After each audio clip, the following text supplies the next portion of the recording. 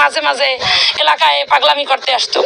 18 এরকম আনুমানিক একটা নাম্বার দিয়ে কল আসে, বলে যে ফোন দিয়া আমার দেবর তোফাজ্জল ফোন দিয়ে বলে, হ্যালো ভাবি, আমি তোফাজ্জল বলতেছি, আমি জগন্নাথ হলে থেকে আমারে চুরির একটা মোবাইল চুরির অপবাদে আমারে ধরছে, টাকা চাই। বলার পর আমি আর কিছু বলি নাই, বলার পর ফোনটা কাটিয়ে যায়।